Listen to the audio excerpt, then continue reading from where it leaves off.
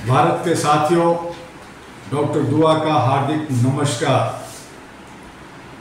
ये ATV अहरा TV आपके लिए, मानवता के लिए, इंसानियत और ह्यूमैनिटी के लिए प्रचार प्रसार और न्यूज़ देने के लिए बनाया गया। इसके अंदर आपको मानवाधिकार की अधिक से अधिक जानकारियाँ मिलेगी।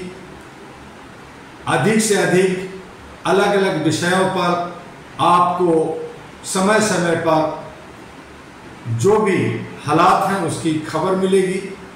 और जो भारत के अंदर हमारे जो लोग काम कर रहे हैं ह्यूमन राइट्स पे, वो लोग भी अपना वीडियो हमारे ईमेल में भेजें ahradua@gmail.com में या ahradua1@gmail.com में।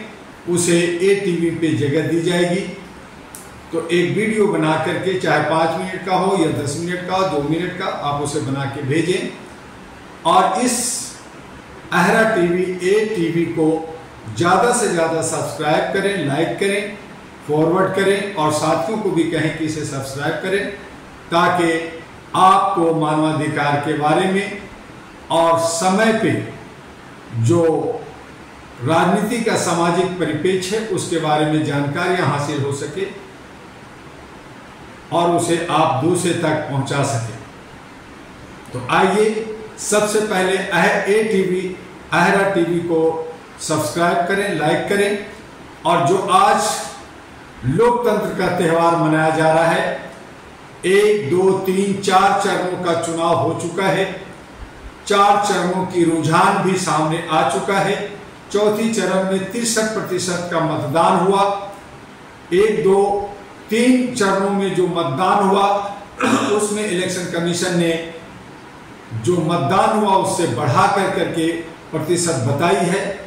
उसकी जांच सुप्रीम कोर्ट ने आदेश दे दिया है कि उसकी जांच हो और इलेक्शन कमीशन कितना पारदर्शी है, कितना ईमानदार है, ये जनता के सामने आनी चाहिए। जनता का वोट, जनता का मताधिकार, ये लोकतंत्र की जो हमारी सबसे बड़ी एसेट है, सबसे बड़ा त्यौहार है। इसका लोग मजाक उड़ा रहे हैं। इसको जो है, इस पे जो खर्च होता है करीब करीब 5 लाख करोड़, सरकार की आंकड़ा है कि सरकारी खर्चा 1.5 लाख करोड़ होता है। लेकिन उससे ज्यादा जो जनप्रतिनिधियों द्वारा, पार्टियों द्वारा खर्च होता है, अगर सबको मिला लें, बहुत सारे संसाधन जो इस्तेमाल होता है, तो 5 लाख करोड़ से भी ज्यादा, करीब करीब 10 लाख करोड़ पे पहुंच जाता है। मेरा कहना यह है कि जब आप 10 लाख करोड़ जनप्रतिनिधि चुनने में खर्च करते हैं और यहां पे जनता को कहा जाता है कि मोदी है तो मुमकिन है, 400 पार है और मोदी को वोट दे रहे हैं। जब दिल्ली में या कई अन्य राज्यों में जब पूछा जा रहा है कि आप किसे वोट देने जा रहे हैं, तो लोग जवाब देते हैं मोदी को। जबकि मोदी जी बनारस से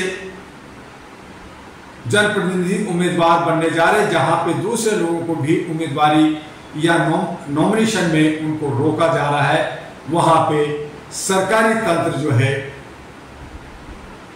मनमानी कर रही है।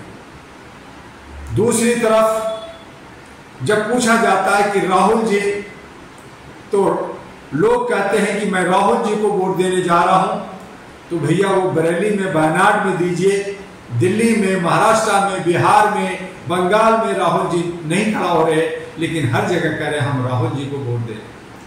कहीं मायावती को दे रहे हैं, कहीं ममता बनर्जी को दे रहे हैं, कहीं अखिलेश को दे रहे हैं, तेजस्वी को दे रहे हैं, अस्टेरी को दे रहे हैं, उद्धव ठाकरे को दे रहे हैं, केजरीवाल जी को वोट दे रहे हैं। जबकि केजरीवाल जो है उम्मीदवार नहीं है, मायावती उम्मीदवार नहीं है, ममता उम्मीदवार नहीं है, लेकिन जनता कह रही है कि हम इनको वोट दे रहे हैं। जब आप इन्हीं को वोट दे रहे हैं, तो फिर 543 उम्मीदवारों को क्यों चुन रहे हैं, जहां पे 5000 से ज्यादा उम्मीदवार खड़ा होते हैं अलग अलग पार्टियों का। बहुत सारे आजाद निर्दलीय उम्मीदवार भी होते हैं।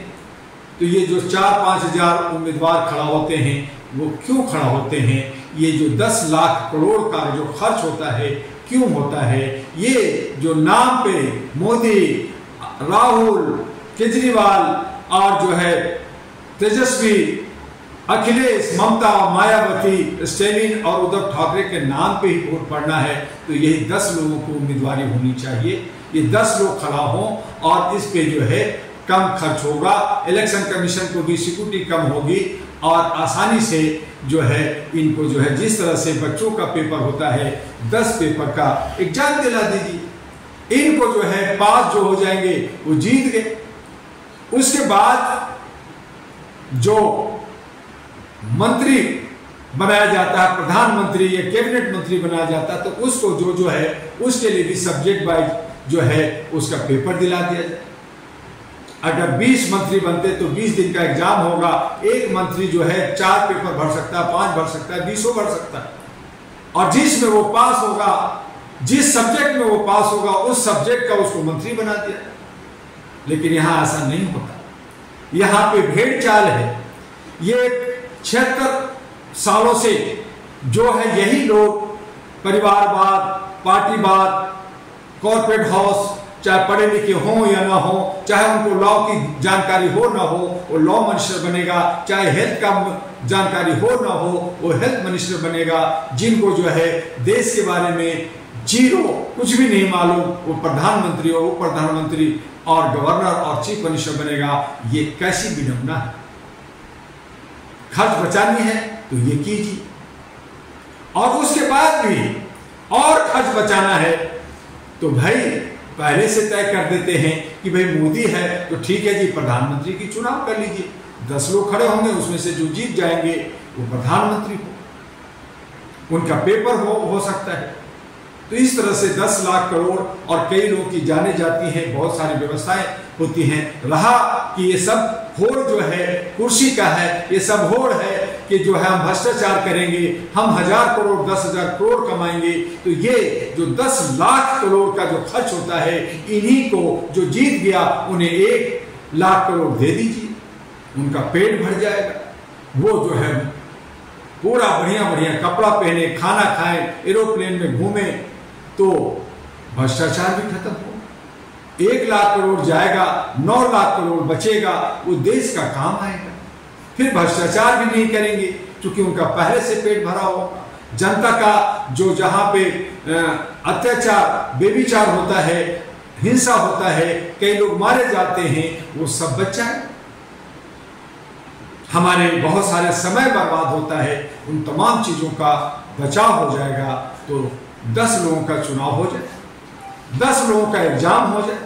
जब किसी को मेडिकल करना होता है, इंजीनियरिंग करना होता है, कॉलेज में एडमिशन लेना होता है, तो उसको 1, 2, 3, 4 सभी सब्जेक्ट का पेपर्स देना पड़ता है। 1 बार नहीं, 2 बार, 3 बार होता है। पास होते हैं तो वो उसके हिसाब से एलिजिबिलिटी, जिसकी जो हाई रैंक आता है वो उसका जो है एडमिशन होता है, वो जो है मेडिकल में एडमिशन लेता है, वो इंजीनियरिंग में एडमिशन लेता है, वो IAS और IPS बनता है। तो फिर नेताओं का एग्जाम क्यों नहीं?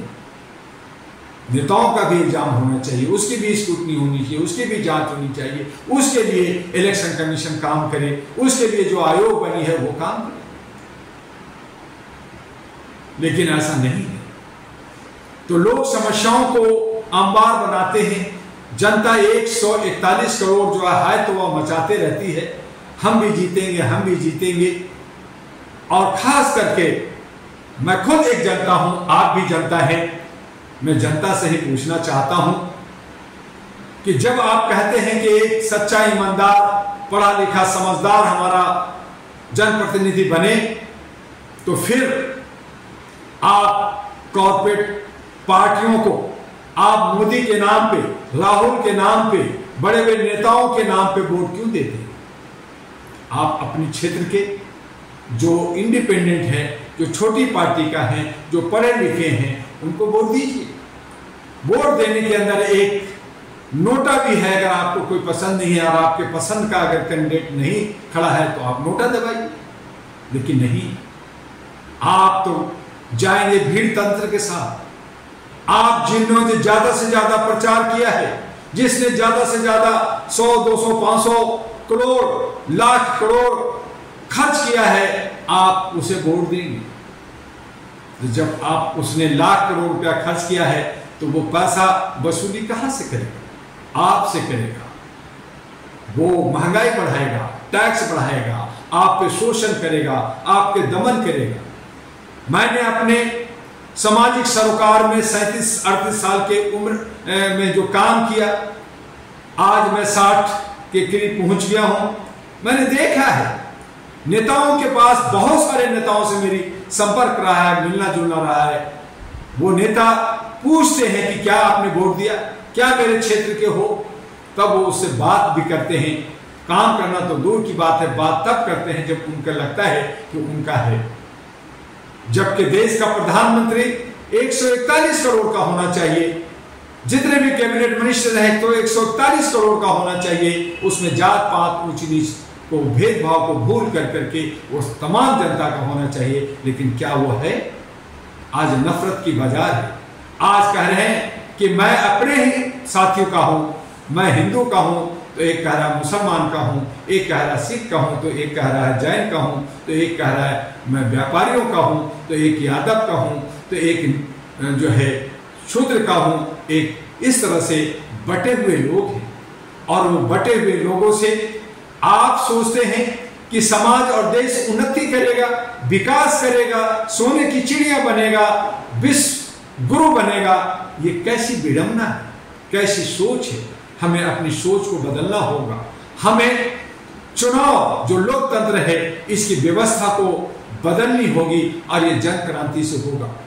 ये चोर उचक्के अपने तरीके से कानून को भी अपने तरीके से लेके चलते हैं। इनके लिए जो है रात में 2 बजे रात में भी जज बैठता है, इनकी जमानत होती है, इनकी सुनवाई होती है। लेकिन एक गरीब आदमी 10 साल 15 साल जेल के अंदर सड़ता रहता है, उसको पूछने वाला नहीं है। आप अगर एम्स हॉस्पिटल में जाएं, वहां देखेंगे कि जो गरीब है, जो एक्सीडेंट हो गया है, किसी को चोट लग गई है, वो जो है वहां पे जमीन पे तड़पता हुआ मिलेगा।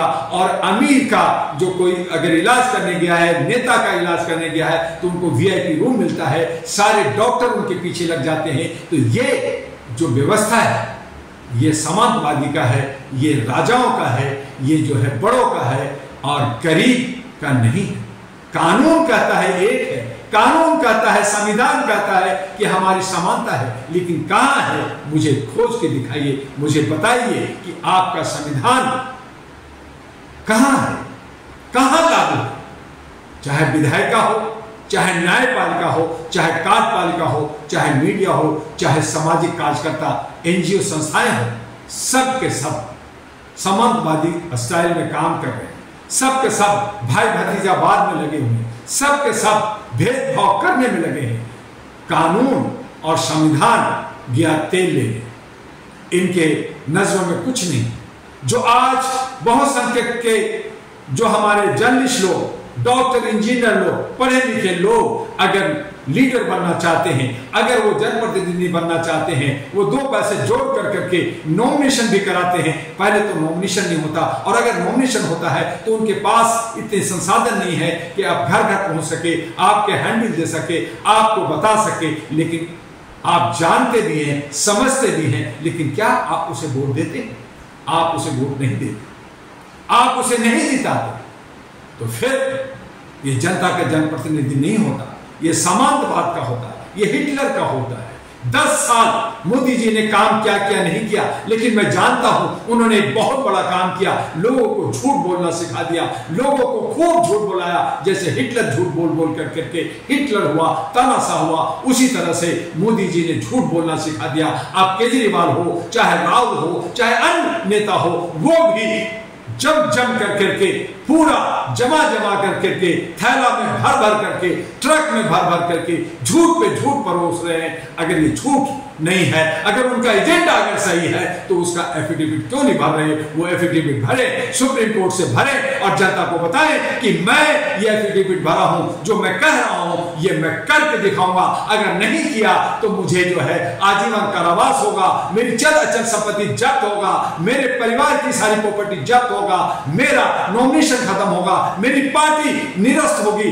ऐसा एफिडेविट भरे ना, तो मैं जानूं कि ईमानदार लोग हैं, मैं जानूं कि आपके वो हितैषी हैं, लेकिन ये सारे के सारे आपको लूट रहे हैं और आप लुटाते रहते हैं। 5 साल रोते रहते हैं, धरना प्रदर्शन करते रहते हैं, आवाज देते रहते हैं। कौन सुनेगा? कौन सुनेगा?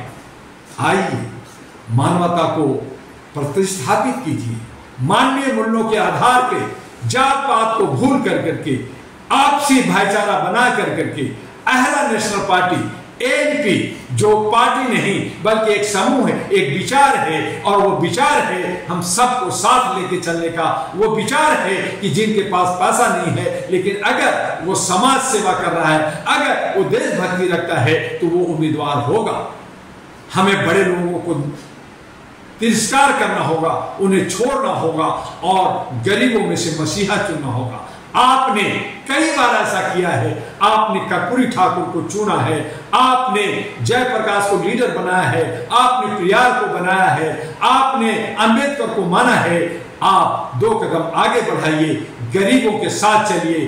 गरीबों को चाहे उनको पास पैसा नहीं है, आप 1-1 रुपया दे करके आप उनको सहयोग कर करके आगे बढ़ाइए। और जो लोग करोड़ों अरबों रुपया प्रचार प्रसार में खर्च कर रहे हैं, जो मशीनरी का मिसयूज कर रहे हैं, उनको धत्ता बताइए। एक बार ऐसा करके तो दिखाइए। आप निर्दलीय को तो जिता के दिखाइए।